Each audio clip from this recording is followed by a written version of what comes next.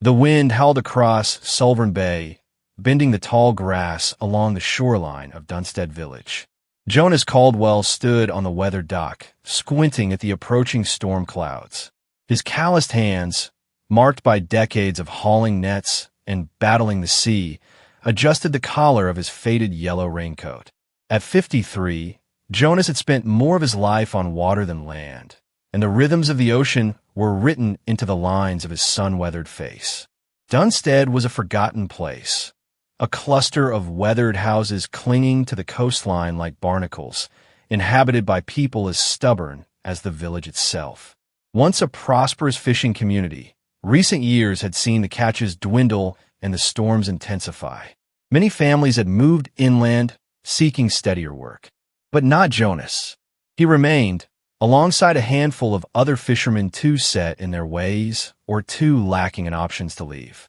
"Going to be a rough one tonight," grunted Harmon, an elderly fisherman mending a net nearby. "Smart folk are staying ashore." Jonas nodded, but kept his eyes on the horizon. "Got traps out beyond the North Reef.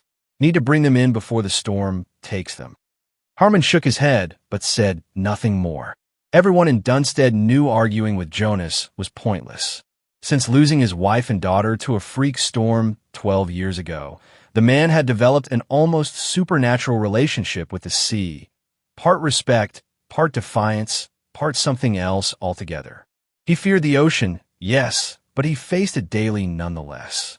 As Jonas prepared his small boat, the Mary Ann, named after his late wife, he noticed something strange in the distant waters.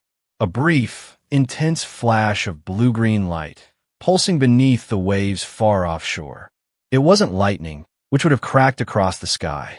This came from below. "You see that?" he called to Harmon. The older man squinted toward where Jonas pointed. "See what? Northern lights reflecting on the water. Maybe in April? This far south." Harmon shrugged. "Ghost lights, then." Old Mallory used to talk about them. Spirits of drowned sailors trying to find their way home. Jonas frowned. He'd seen many strange things on the ocean, bioluminescent algae blooms, unusual weather phenomena, but this was different.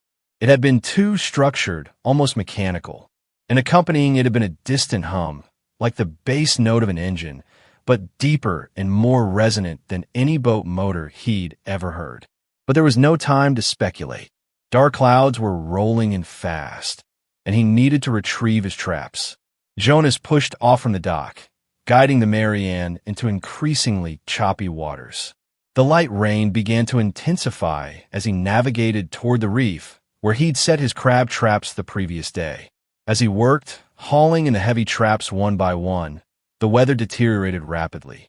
The wind picked up, driving stinging rain horizontally across the deck. The waves grew, lifting and dropping the small fishing boat with increasing violence. Jonas worked methodically, refusing to rush despite the danger. Rushed work meant mistakes, and mistakes at sea could be fatal. He was securing the last trap when he heard an emergency distress signal over the radio. The voice, barely audible through static, belonged to Theo Wilson, a younger fisherman who had taken his boat out that morning. "Taking on water.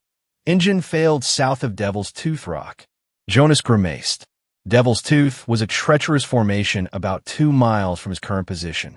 Without hesitation, he turned the Mary Ann toward the coordinates, pushing the engine as hard as he dared in the worsening conditions. The storm was now at full force, rain hammering down and waves crashing over the bow. Even for Jonas, these were dangerous conditions. 20 minutes of brutal navigation brought him within sight of Theo's vessel. The smaller boat was listing badly, waves washing over its deck. Jonas maneuvered alongside, fighting to maintain position in the churning water. He could see Theo clutching the wheelhouse, wide-eyed with fear. "Jump!" Jonas shouted over the roar of wind and sea. "Now!" The younger man leapt across the gap between the vessels, landing heavily on the deck of the Mary Ann. Jonas immediately pulled away from the sinking boat, knowing how dangerous it would be to get caught in its downward pull. "Thank God," Theo gasped, soaked and shivering. "Thought I was done for." Jonas handed him a thermal blanket from the emergency kit. "Get below. I need to focus on getting us home." As Theo disappeared into the small cabin, Jonas turned his full attention to navigating. The storm had reached its peak now, transforming familiar waters into a chaotic battlefield of white-capped waves and powerful currents. He held the wheel with both hands, muscles straining as he fought to keep the boat steady. It was then that something large bumped against the hull. Not a wave, but a solid object. Jonas peered over the side, expecting to see floating debris, perhaps part of Theo's wrecked vessel.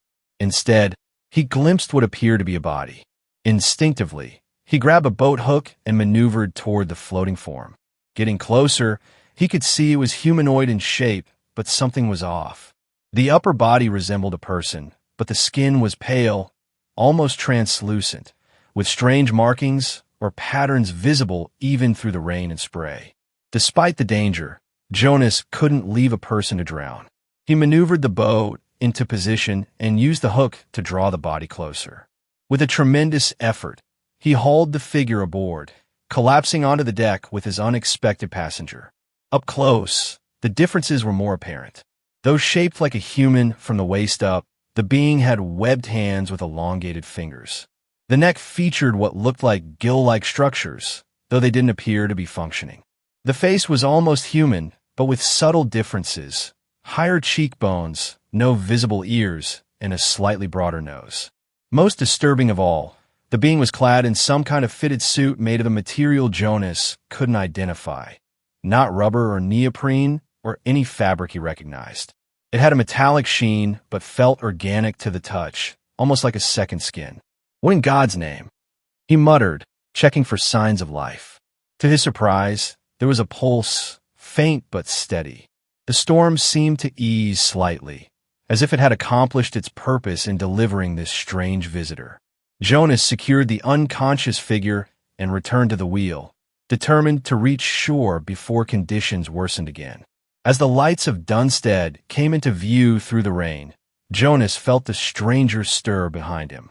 Turning, he found himself staring into open eyes, entirely black, without visible pupils or irises, like polished obsidian reflecting the boat's meager lights. The being's mouth opened, struggling to form words. One webbed hand reached toward Jonas in what could only be interpreted as a universal gesture, a plea for help. The warm glow of the single lamp in Jonas's modest cabin cast long shadows across the wooden floor. Outside, the storm continued to rage, rattling the windows and whistling through the cracks in the old building's frame. Inside, an extraordinary scene unfolded. The strange visitor lay on Jonas's bed, wrapped in thick blankets but still shivering violently. Theo sat at the kitchen table, staring open-mouthed at their unexpected guest. "We should call someone," Theo insisted for the third time. "The authorities, the military. Someone needs to know about this." Jonas shook his head, wringing out a cloth in warm water. "And tell them what? That we found some kind of sea creature? Person? They'd think we were drunk or crazy. But it's clearly not. Not human, Jonas. Human enough to need help," Jonas replied firmly, approaching the bed. The being recoiled as Jonas tried to apply the warm cloth to a gash on its forehead. Most surprising was its reaction when water from the cloth trickled down its face. Absolute terror, as if the water itself was painful.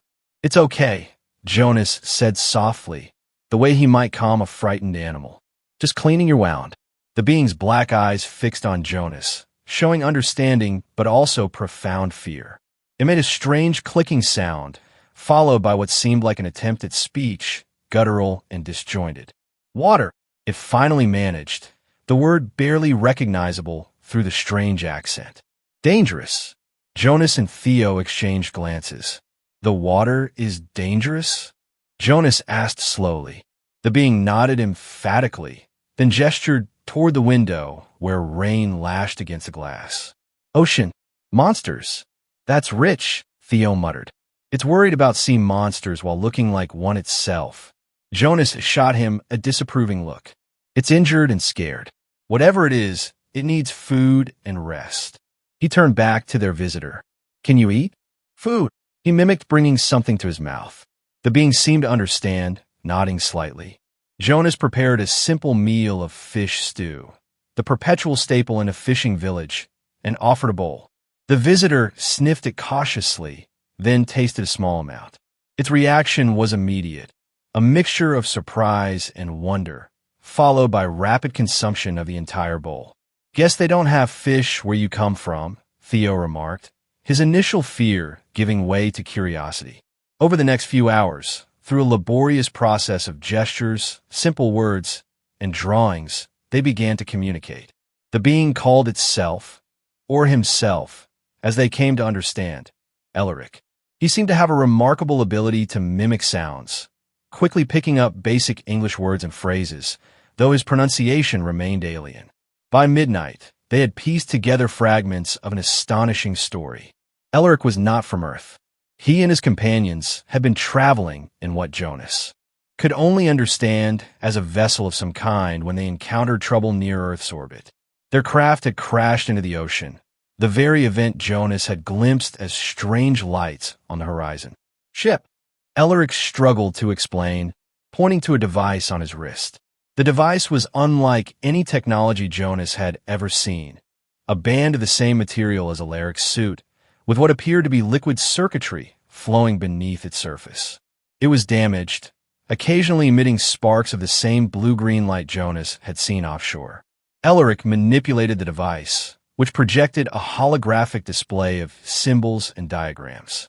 Jonas and Theo watched in awe as three-dimensional images formed in the air, showing what appeared to be a sleek, oval craft descending through clouds, then plunging into water. "Others?"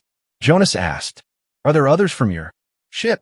Alaric's expression, while alien in its features, conveyed unmistakable grief. "Friends, below, in deep." He gestured downward, then made a sinking motion with his hands. Jonas frowned. "Your ship sank? With others inside?" The alien nodded, agitation growing as he tried to communicate more complex ideas with his limited vocabulary. "Need help. Machine and ship. Call home."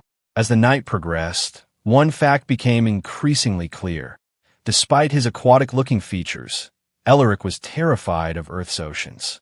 When Jonas suggested going to look for the sunken craft, Elric became visibly distressed, trembling and repeating "monsters and death water." It made no sense. Why would a species with apparent adaptations for water, web hands, gill-like structures, fear it so profoundly? Yet Alaric's terror seemed deeply ingrained, almost instinctual. By dawn, the storm had passed, leaving behind a washed-clean sky and a decision for Jonas. The reasonable course would be to contact authorities. This was clearly a matter beyond a simple fisherman's expertise, a potential first contact with an extraterrestrial species. But something held him back. Perhaps it was distrust of bureaucracy, or perhaps it was the genuine fear he saw in Alaric's eyes when he mentioned authorities. Whatever it was, Jonas found himself saying to Theo, "Not a word of this to anyone yet. Give me a day to figure things out." Theo looked dubious but agreed. "One day, then we need to tell someone." As Theo left to check on his family, Jonas turned to Elric, who was examining ordinary household objects with fascination. "I'll help you," Jonas said simply, "but I need to understand more." Elric looked up, those black eyes somehow conveying both gratitude and trepidation. "Dangerous," he repeated. "Ocean, not safe for my kind." Jonas couldn't help but find this ironic. "Yet you crashed into the biggest ocean on our planet." Elric made a sound that might have been a bitter laugh. "Not choice." Later that evening, as Jonas was explaining basic fishing equipment to an attentive Elric, a frantic knocking came at the door. Opening it cautiously, Jonas found Theo, breathless and wide-eyed. "There are more of them," Theo gasped. "Down by Andrew's Cove. 2 of them, injured, using some kind of light signals from the beach." Jonas grabbed his coat. "Stay here," he told Elric, who had retreated to the far corner of the room at the news. But the alien shook his head vehemently. "My friends," he insisted, struggling to his feet. "Must help." The 3 made their way stealthily through the darkened village toward Andrew's Cove, a small, secluded beach a quarter-mile from the main harbor. As they crested the path leading down to the sand, Jonas saw them. Two figures huddled against a rocky outcropping, periodically activating devices similar to Alaric's that emitted pulses of blue-green light. Elaric made a strange, trilling sound, and the two figures turned instantly. Even from a distance, Jonas could see the relief in their postures. They responded with similar calls, but remained where they were, apparently too injured to move easily. Drawing closer, Jonas saw that these two were similar to Elaric, but with subtle differences. One was slightly smaller, with more pronounced markings on its neck and face, while the other was broader, with darker skin tones. Both wore the same strange, fitted suits, though theirs were damaged in several places, revealing that same pale, almost translucent skin beneath. Elaric conversed with them in rapid clicks, trills, and sounds Jonas couldn't begin to replicate. The exchange was intense, punctuated by gestures toward the ocean and then toward Jonas. Finally, Elaric turned to Jonas. "My friends," he said, gesturing to each in turn. "Ressa," he indicated the smaller one, and Mortis, the broader one, nodded gravely. "They hurt," Elaric continued. "Need safe place." Jonas looked at the two injured aliens, then at Theo, who shrugged helplessly. "My cabin's too small for all of us," Jonas said. "But there's the old boathouse by North Point. Nobody uses it since the storm damaged the roof last year." Getting the injured aliens to the boathouse proved challenging. Both could walk, but barely, and they flinched at every sound and shadow. By the time they reached the abandoned structure, Ressa was leaning heavily on Elaric, while Jonas all but carried Mortis. The boathouse was musty but dry enough, with old fishing nets hanging from the rafters and forgotten equipment scattered about. Jonas cleared a space and helped the aliens settle onto some old canvas tarps. Examining them by lantern light, he could see their injuries were serious. Deep gashes on Ressa's arm, and what appeared to be burns across Mortis's chest. Neither would survive long without medical attention, but taking them to a doctor was out of the question. Elaric conferred with his companions, their alien language flowing rapidly between them. Finally, he turned to Jonas, his expression grave even through his alien features. "Ship has healing tools," he explained haltingly, "and calling device to bring help from stars." He pointed upward. "But ship is deep, very deep water." Jonas understood then what Elaric was asking. "You want us to help you retrieve things from your sunken ship?" Elaric nodded solemnly. "Cannot return home without." "But you're afraid of the ocean," Jonas pointed out. "All of you seem terrified of water, which makes no sense given." He gestured to their webbed hands and gill-like features. Alaric's face contorted in what seemed like a mixture of shame and ancient fear. "My people, long ago, lived in oceans of homeworld. But monsters came, great hunters in deep water. For many generations, we fought, lost, had to leave water, move to land, build cities, make machines, fly to stars." He tapped his head, then his chest. "Fear of deep water now and here, cannot fight it. Even with body made for water, mind says no." Jonas tried to understand. "So your species evolved from aquatic creatures, but due to some predator, you were driven on a land, where you developed technology instead of returning to the oceans?" Elaric nodded emphatically. "Yes, became people of air and land, masters of sky. But water," he shuddered visibly, "water still holds ancient terror." Theo, who had been silent during this exchange, spoke up. "So you're asking us, humans, to dive down to your ship and retrieve your technology? How deep is it?"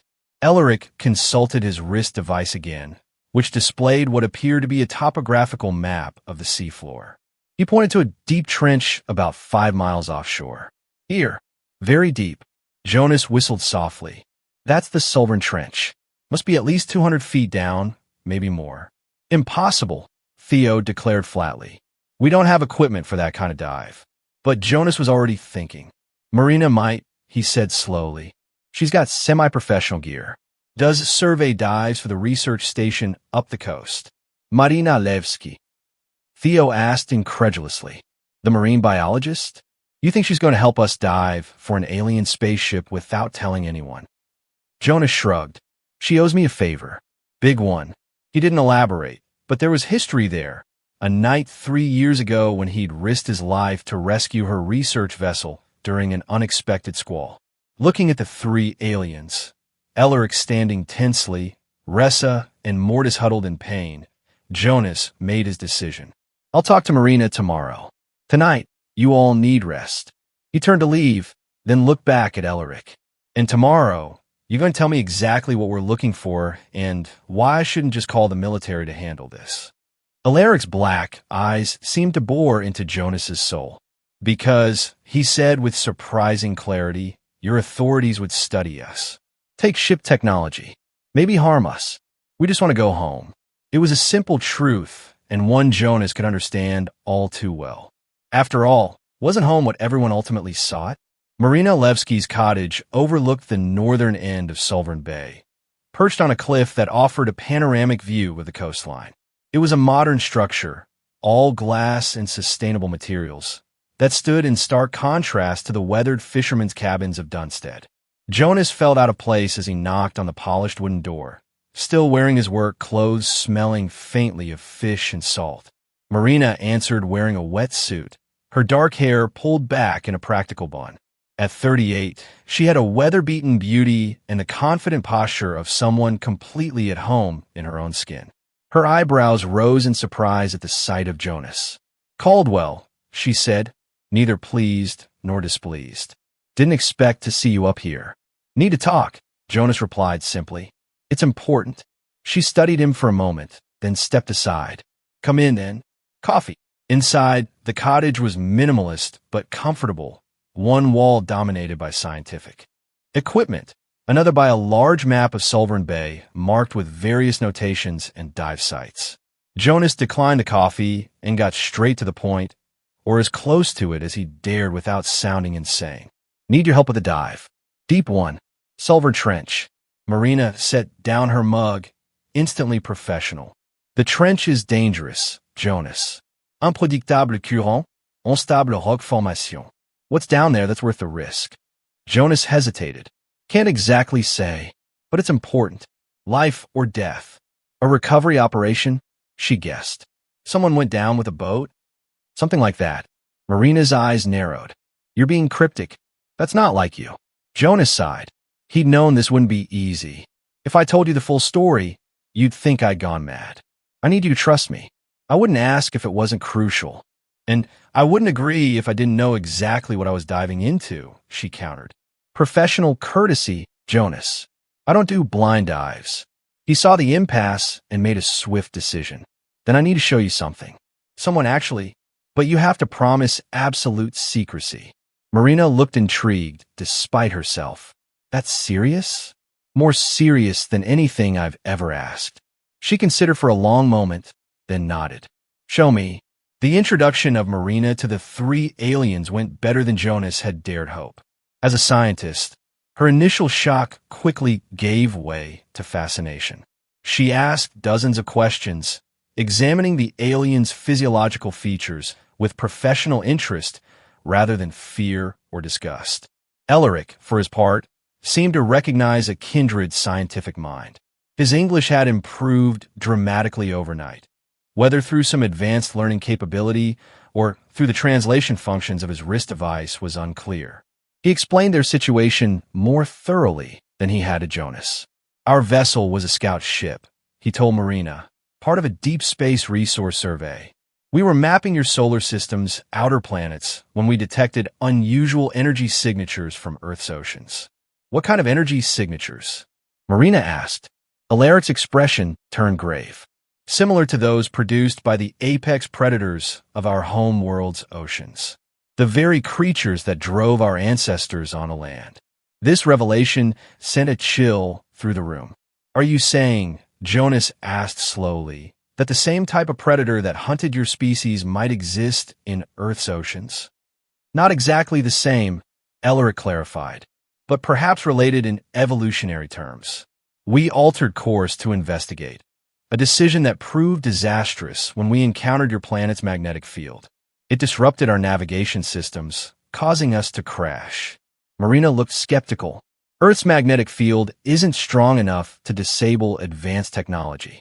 Your magnetic field? No, agreed Mortis, speaking up for the first time. His voice was deeper than Alaric's, with a resonant quality that seemed to vibrate the air, but combined with unusual energy patterns from ocean depths, created interference beyond our shielding capabilities. Ressa, who had been silent until now, added 7 crew members. 3 died in impact. 4 survived. We 3 escaped. 1 remained with ship. Still alive? Jonas asked sharply. Alaric's expression conveyed grim uncertainty. Unknown. Life support in ship may function for several days, if undamaged. But Kelder was injured, and without medical intervention. The implication was clear. If there was any chance of saving their crewmate, they needed to act quickly. Marina stood, decision made. I have equipment for 2 divers, myself and 1 other. Mixed gas systems, good for depths up to 300 feet for short durations. We need to move fast, minimize bottom time. I'll go with you, Jonas said immediately. Marina gave him an appraising look. When's the last time you did a technical dive, Jonas? Been a while, he admitted, but I learned fast. This isn't something you can just pick up, she warned. 1 mistake at that depth. I know the risks, he interrupted, and I'm still volunteering. Marina sighed, but nodded. We'll need to do a quick refresher. And the aliens? What can they contribute? All eyes turned to Elaric, who hesitated before activating his wrist device. A holographic display appeared, showing detailed schematics of their vessel and various pieces of equipment. These are what we need, he explained, highlighting 2 objects. The medical unit for Kelder and our wounded, and the communication core. Without it, we cannot signal our main vessel in orbit beyond your moon. Your main vessel is already here? Marina asked, startled. Yes, Ressa confirmed. Maintaining distance. Observing only. Protocol 4. Unexpected situations. So there's a whole ship of your people just waiting to hear from you? Jonas clarified. Elaric nodded. They will not approach without signal. After time limit expires, they will assume mission failure and depart. How long? Jonas asked. 3 of your Earth days remain. The urgency was clear. Marina immediately began outlining what they would need and the hazards they might face. The Solvern Trench was notorious among local divers, a steep underwater canyon with unpredictable currents and unstable rock formations. Adding to the danger were the infamous Solvern whirlpools, sudden, violent downdrafts that could drag a diver hundreds of feet deeper in seconds. As Marina and Jonas discussed logistics, Elaric conferred with his companions, then approached with a small device in his palm, a sphere about the size of a marble, glowing with inner light. This will help, he said, offering it to Jonas. Sonar mapping. Shows terrain, currents, large life forms. Jonas took it cautiously, like an underwater radar. Similar, Elaric agreed, but more precise. Will warn of dangers. Over the next day, preparations moved quickly. Marina gathered her diving equipment, while Jonas obtained a suitable boat, a sturdy fishing vessel belonging to a friend who was away visiting family. Elaric provided what technological assistance he could, including devices to help locate the exact position of the sunken craft. During this time, Jonas observed the aliens closely. Despite their obvious fear of Earth's oceans, they were working to overcome it. Elaric in particular seemed determined to participate in the recovery mission, practicing breathing techniques that Jonas recognized as similar to those used by human divers to control panic. The night before the planned dive, Jonas found Elaric standing on the shoreline, staring out at the moonlit waters of Solvern Bay. The alien's posture conveyed a mixture of dread and determination. You don't have to come with us tomorrow, Jonas said quietly, joining him. Marina and I can handle the dive. Elaric didn't look away from the ocean. Must face fear, he replied simply. Ancient fear keeps my people from truly understanding universe. We travel stars but tremble at sight of ocean waves. He turned to Jonas then, those black eyes reflecting starlight. How do you do it? Your vessel's so small, ocean so vast. Yet you go day after day. Jonas considered the question carefully. Respect, he finally said. Not fearlessness. I know what the sea can do. Took my wife and daughter years ago. But I also know how to read it. Work with it instead of against it. Teach me, Elric requested earnestly. Before tomorrow. Teach me to read water. And so, under the stars, a human fisherman taught an alien traveler the basics of seamanship. How to judge a current from the surface patterns, how to anticipate a wave, how to move with the water rather than fighting it. Simple knowledge that had taken Jonas a lifetime to accumulate, distilled into a few hours of instruction. Dawn broke clear and calm, perfect conditions for the challenging dive ahead. The four of them, Jonas, Marina, Elric, and Mortis, Ressa being too injured to join them, set out in the borrowed fishing vessel. Marina's diving equipment was arranged meticulously on the deck, alongside the strange devices Elric had provided. As they approached the coordinates where the alien craft had gone down, Jonas could feel tension radiating from Elric and Mortis. They stood rigid at the rail, eyes fixed on the gently rolling surface of the ocean, as if expecting something monstrous to emerge at any moment. Marina, meanwhile, was all business, checking and double-checking the dive gear. She had spent the previous afternoon drilling Jonas on emergency procedures and refreshing his technical diving skills. He wasn't perfectly prepared for such a deep dive, but he was as ready as possible given the time constraints. "We're here," she announced, studying the depth finder, right over the trench. "I'm reading about 230 feet at this point." Elric consulted his device, which projected a three-dimensional image of the seafloor below them. "Vessel located," he confirmed, pointing to a bright spot nestled against one wall of the underwater canyon. "There." Jonas peered over his shoulder at the holographic display, impressed despite himself. Human sonar couldn't produce images this detailed.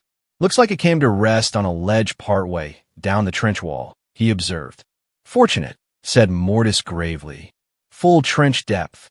He shuddered visibly. "Beyond recovery." They anchored the boat securely, then began final preparations for the dive. Marina and Jonas would go first, with Elric and Mortis following if conditions permitted. The aliens had brought their own breathing apparatus, devices that looked like thin, transparent membranes which adhered to their faces and extracted oxygen directly from water. Theoretically, they could survive underwater indefinitely with these devices, but their psychological barriers remained the greater challenge.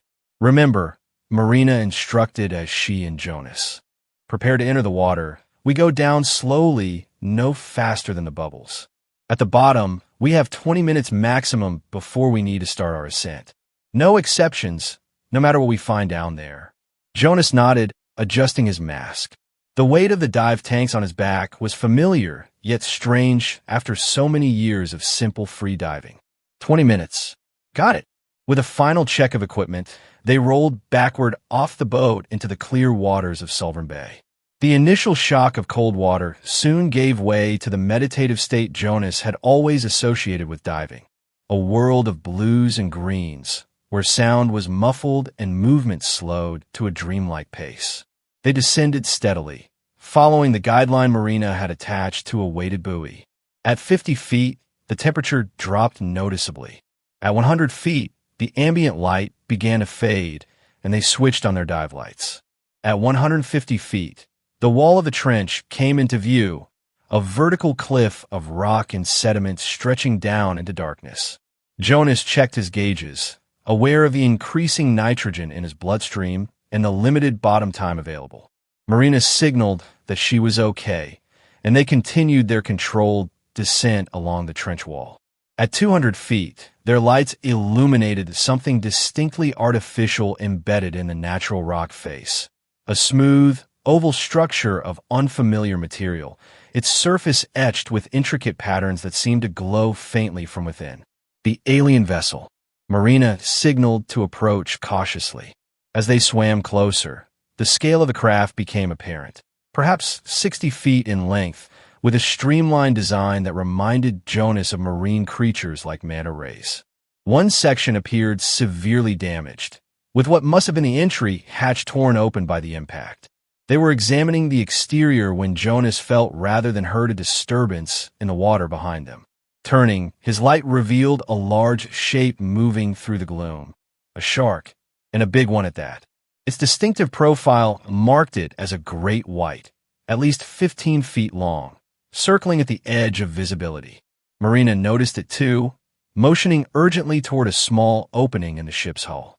They swam quickly inside, finding themselves in a narrow corridor lined with the same faintly glowing material as the exterior.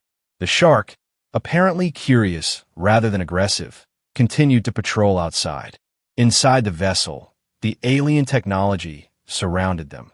Control panels with flowing liquid circuitry, unusual mechanisms whose purposes Jonas couldn't begin to guess. Marina pointed to her watch, reminding him of their limited time. They moved deeper into the craft, following Alaric's descriptions to locate the medical unit and communication core. In what appeared to be the main control room, they found a grim sight. The bodies of 3 crew members, secured in what must have been crash positions but killed nevertheless by the impact.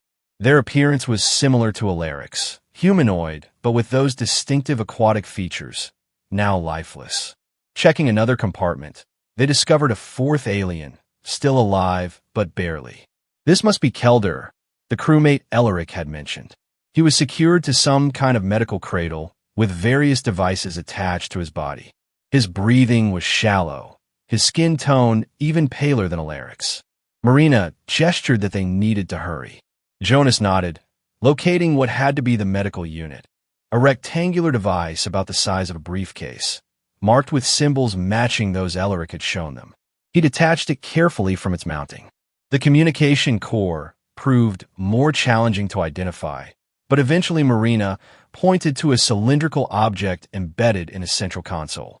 Following Alaric's instructions, Jonas pressed a sequence of controls that caused the device to detach with a soft click. With both objectives secured, they turned their attention to Kelder. Marina examined him briefly, then signaled that moving him would be risky but necessary. Together, they carefully disconnected him from the ship's systems and prepared to transport him. It was then that the vessel shifted, a slight movement at first, then more pronounced as sediment around it began to slide. The ledge supporting the craft was giving way, potentially sending it tumbling deeper into the trench. Marina's eyes widened behind her mask. She gestured urgently toward the exit. They needed to leave immediately. Struggling with their equipment and the unconscious Kelder, Jonas and Marina made their way back through the shifting corridor toward the exit. The entire vessel groaned around them, metal and unknown materials flexing as gravity pulled the craft toward the abyss below. They reached the torn hatch just as a section of ceiling collapsed behind them. Outside, the situation was no better.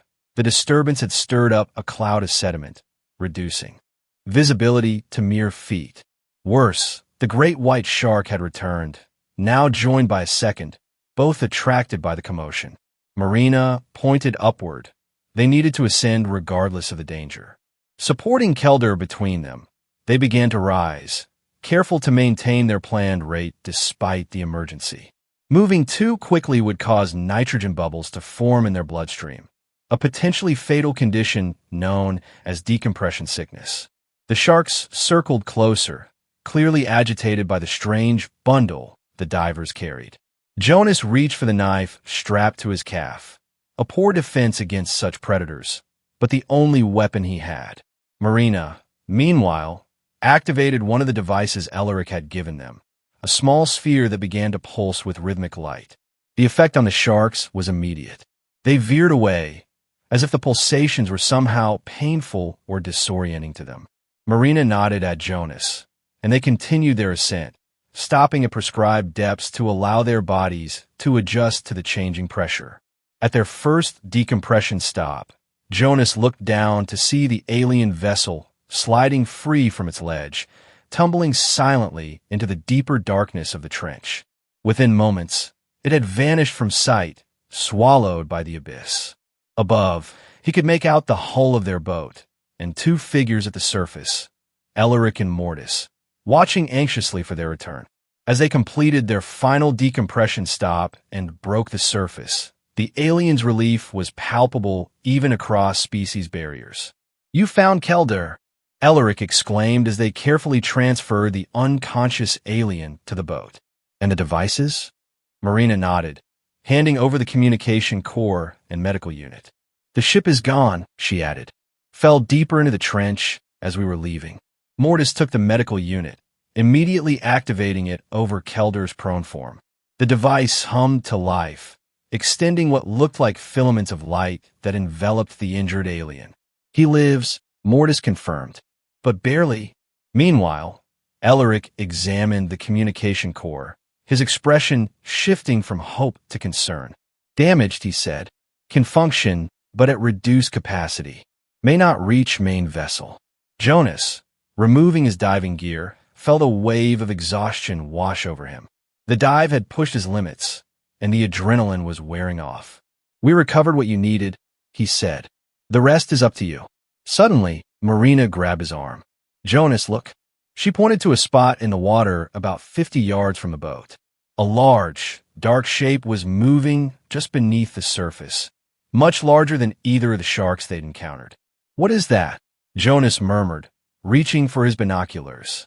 Through the lenses, he could make out a massive form, at least 30 feet long, with what appeared to be a flattened, ray-like body, but proportions unlike any manta ray he'd ever seen or heard of. It circled lazily, as if patrolling the area above the sunken ship. Elric and Mortis had gone rigid, their alien features frozen in what could only be described as ancestral terror. Current, Elric whispered, the words sounding like a curse. It followed us. Across stars.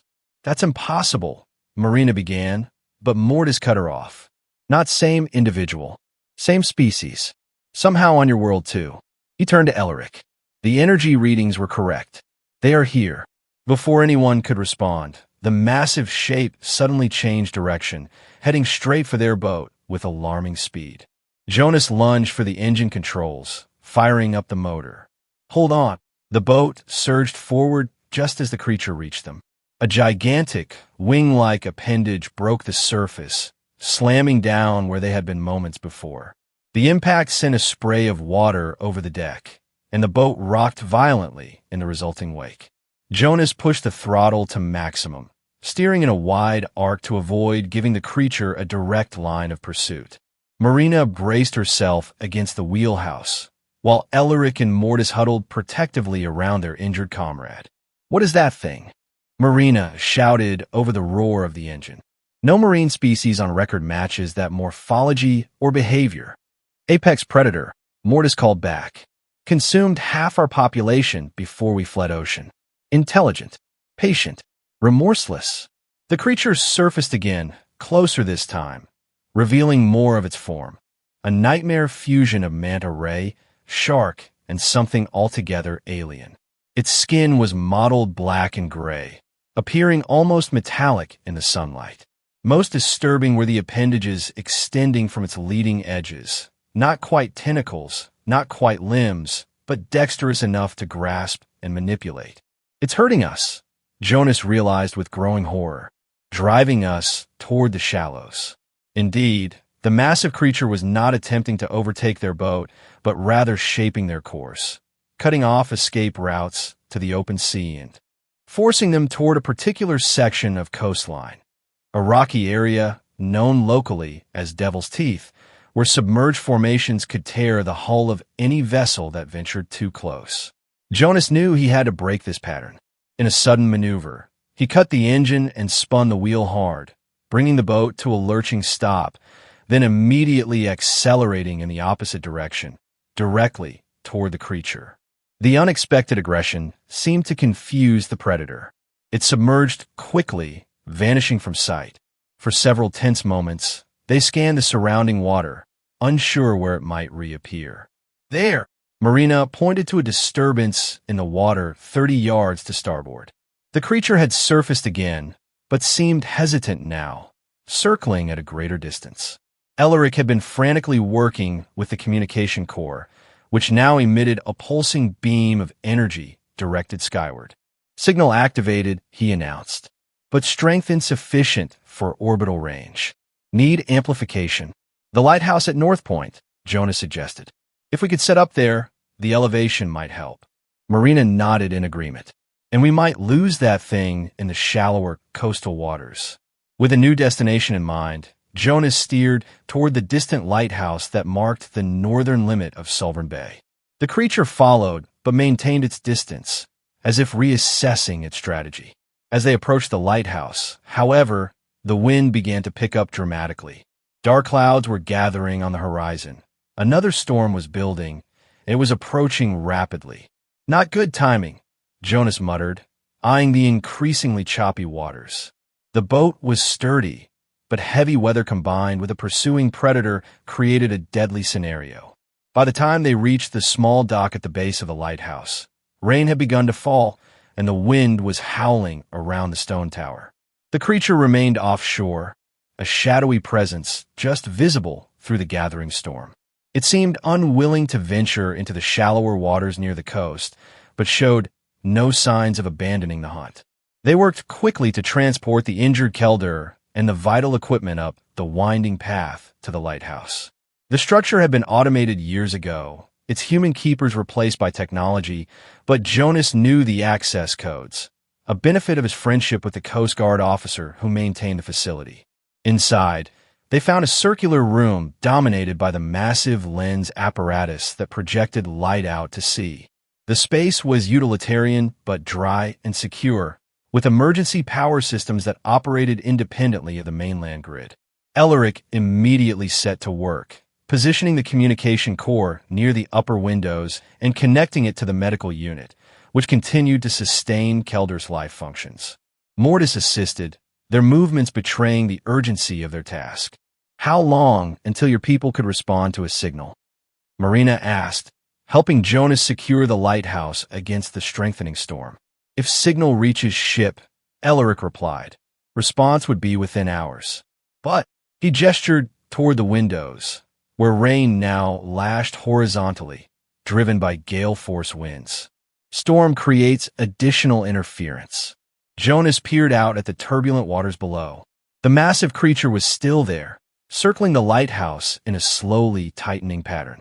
Even through the storm, he could see its enormous form just beneath the surface. "That thing's not giving up," he observed grimly. "Current never abandons hunt," Mortis confirmed. "We'll wait days if necessary." Marina had been examining the lighthouse equipment, and now turned to the others with renewed determination. The lighthouse lamp. It's essentially a powerful amplifier and directional projector. If we could modify it to boost your signal instead of light. Alaric's eyes widened in understanding. Yes, could work. Need to adjust frequency modulation, reconfigure projection array.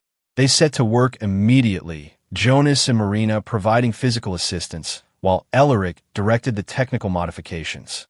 The task was complicated by their limited tools and the alien nature of the technology they were attempting to integrate, but necessity drove innovation.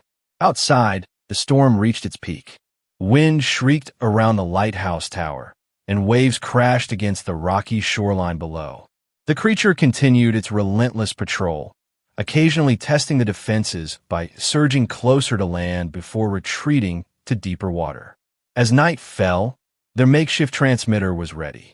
The communication core, now connected to the lighthouse's powerful lamp mechanism, pulsed with energy.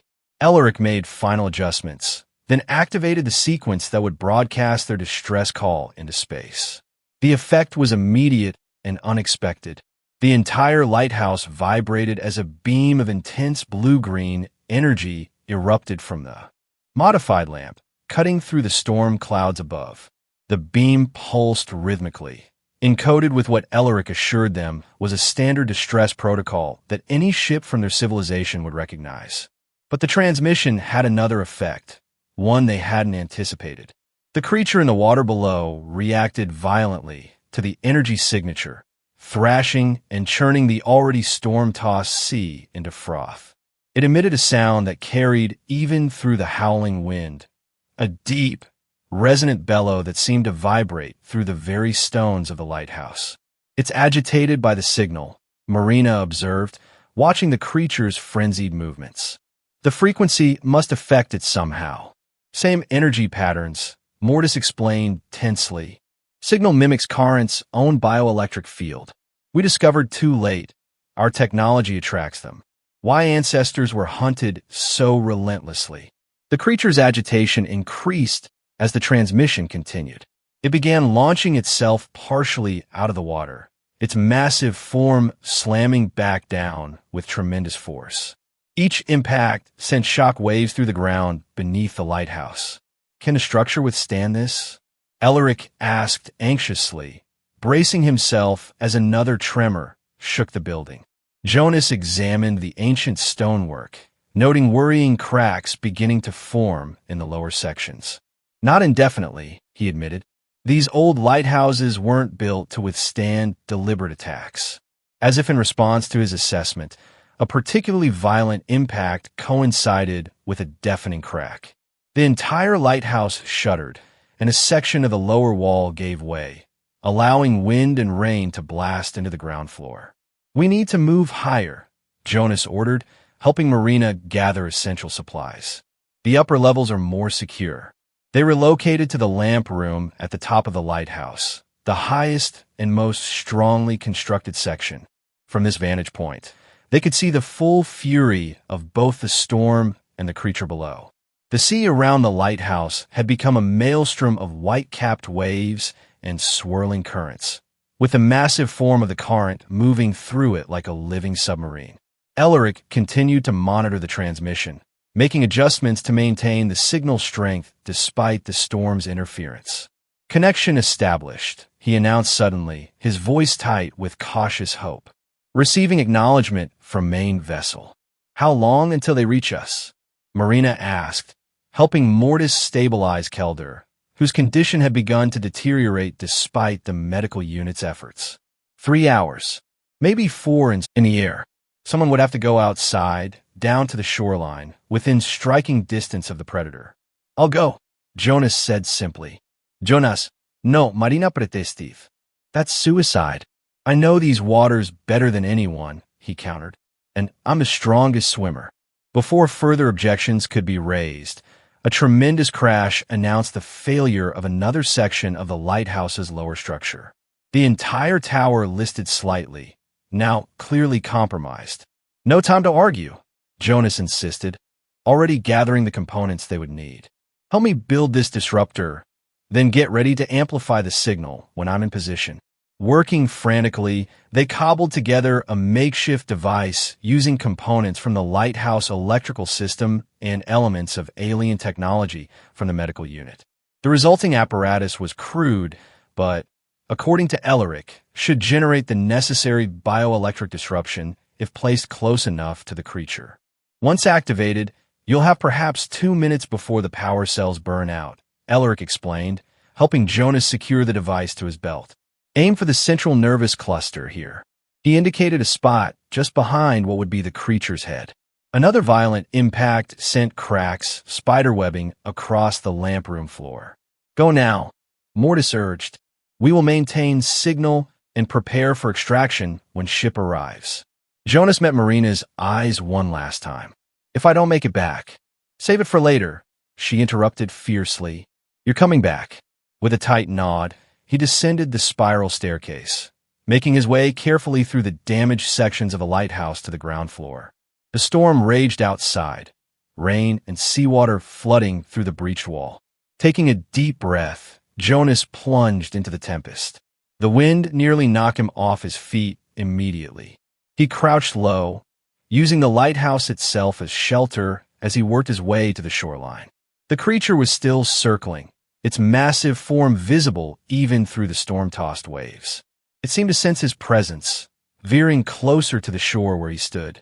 Jonas waded into the shallows, the disruption device clutched tightly in his hands. The freezing water swirled around his legs, tugging at him with each retreating wave. He needed to get closer, close enough for the device to affect the creature's nervous system, but not so close that it could strike before the disruptor took effect. The current sensed his approach.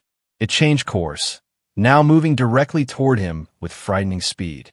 Jonas could see it clearly now, the nightmare creature that had hunted Alaric's ancestors across an alien ocean and, somehow, found its way to Earth as well. Its maw opened, revealing rows of serrated teeth arranged in concentric circles. Jonas activated the disruption device, which immediately began to emit a pulsing field of energy. He raised it high, wading deeper until the water reached his chest. The creature slowed momentarily, seeming confused by the unfamiliar energy signature, then resumed its approach with renewed determination. "Come on," Jonas muttered through gritted teeth. "Just a little closer." The creature surged forward in a final attack run. Jonas held his ground. The disruptor held out before him like a shield. At the last possible moment, when a massive predator was almost upon him, the device reached full power. A shock wave of energy erupted from the small apparatus, expanding outward in a visible ripple through the water. The effect on the current was immediate and dramatic. Its smooth, coordinated movement dissolved into spasmodic thrashing. It veered sharply away from Jonas, its enormous body contorting as if in pain. From the lighthouse, a second energy pulse joined the first. Marina and the aliens had managed to adapt the remaining components to amplify the disruption field. The combined effect drove the creature further offshore, its movements growing increasingly erratic. Jonas began to wade back toward shore, the disruptor still pulsing in his hands. He had almost reached the beach when the device sputtered and died, its power cells exhausted. Immediately, he felt rather than saw the creature regain control, turning back toward him with renewed focus and rage. There was no time to reach the lighthouse. Jonas dove into the shallow water, swimming parallel to the shore where the creature would have difficulty following. But the current was quick to adapt, cutting across his path and forcing him toward deeper water. Just as the situation seemed hopeless, the sky above lit up with a new light, different from the lightning that had been illuminating the storm clouds. A steady, powerful beam cut through the darkness, focusing on the water near Jonas. The current recoiled from this new energy, retreating momentarily. Looking up, Jonas saw a craft descending through the storm clouds, sleek and silent despite its size, similar in design to the sunken vessel, but much larger. The alien rescue ship had arrived. The craft hovered above the lighthouse, where Marina and the others were now visible on the upper platform, waving to attract attention. A secondary beam extended from the ship, enveloping them in a column of light. Jonas watched as they were lifted from the failing structure. First Kelder on his medical platform, then Mortis, Elaric, and finally Marina. The current, momentarily confused by the arrival of the ship, quickly refocused on Jonas. It charged again, covering the distance between them with terrifying speed. Jonas dove beneath an incoming wave, feeling the creature pass over him, so close that its underbelly scraped against his back. When he surfaced, gasping for air, the rescue ship had repositioned directly above him. The beam extended downward once more, surrounding him in brilliant light. He felt a strange sensation, weightlessness, as if gravity itself had been selectively canceled, and then he was rising, pulled upward toward the hovering craft. Below, the current made one final, desperate lunge, breaching the water's surface in a spectacular display of power and fury. But it was too late. Jonas was already beyond its reach, ascending into the belly of the alien vessel. Inside, he collapsed onto a smooth floor, coughing up seawater. Marina was immediately at his side, helping him to his feet. Around them, aliens similar to Elaric moved purposefully, attending to equipment and monitoring displays. The interior of the ship was vast, with the same flowing, organic-looking technology he had glimpsed in the sunken scout craft. "You made it," Marina said, relief evident in her voice. "That was either the bravest or stupidest thing I've ever seen." "Probably both," Jonas admitted, still catching his breath. He looked around for their companions. "Elaric? The others?" "Medical bay," she explained, guiding him through corridors that seemed to shift and reconfigure as they walked. "Kelder's condition is critical, but their doctor, or whatever the equivalent is, seems optimistic. They found Elaric and Mortis in a chamber filled with advanced medical equipment." Kelda lay on a platform surrounded by fields of light that pulsed in complex patterns. Other aliens monitored his condition, communicating in their clicking, trilling language. Elric approached as they entered, his posture conveying profound gratitude. Jonas Caldwell, you faced ancient terror of my people. Risked life when no obligation existed. We owe debt beyond calculation. Jonas shook his head. You would have done the same. Any decent person would. Not accurate assessment. Mortis disagreed, joining them. Many species would prioritize self-preservation, especially facing predator of such power. Through a viewing panel, Jonas could see they were ascending rapidly, the storm clouds falling away beneath them. The coastline of Sulvern Bay spread out below, the tiny cluster of lights that was Dunstead visible in the distance. The lighthouse was still standing, though clearly damaged, a testament to the sturdy construction of an earlier age. What happens now? Jonas asked. We return to main vessel, Elric explained. Complete mission objectives. Then depart your solar system. And the current? Marina inquired. There could be more of them in Earth's oceans. If they're as dangerous as you say. Elric nodded gravely. We'll provide warning beacons. Technology to detect and avoid. Cannot eliminate threat. Species has proven remarkably resilient across multiple worlds, but can help humans prepare. A new alien entered the chamber, taller than the others, with more elaborate markings on its neck and what appeared to be ceremonial adornments. The others immediately deferred to this newcomer, who Jonas surmised must be some kind of leader or captain. The captain studied Jonas and Marina intently, then spoke to Elric in their native language. A rapid exchange followed, with Elric occasionally gesturing toward the humans. Finally, Elric turned back to them. Captain offers gratitude of entire expedition. Also extends invitation. Would you join us? Travel to home world? Learn of stars beyond your system. The offer was so unexpected that Jonas could only stare in amazement. Marina, however, found her voice first. You're inviting us to leave Earth? To go with you to another planet? Yes, Elric confirmed. As honored guests. Return journey possible later, if desired. It was a staggering proposition. The opportunity to see wonders beyond human imagination, to be the first of their species to visit another inhabited world. Jonas felt the pull of it, the allure of the unknown that had always called to explorers throughout history. But as he gazed down at the coastline below, at the tiny fishing village where he had spent his entire life, he felt another pull as well. The tug of home, a belonging, of responsibility to a place and its people. I can't, said finally. This is my home. These waters, these people, they need me here. Marina nodded in agreement. And I have my research, my students. We're not ready to leave yet. The captain listened as Elric translated, then nodded with what seemed like understanding. He spoke again, more briefly this time. Captain respects decision, Elric relayed. Says bonds to home waters show wisdom, but offers gift in place of journey. At a signal from the captain, another alien brought forward a small, ornate container. Inside was a device unlike any Jonas had seen before.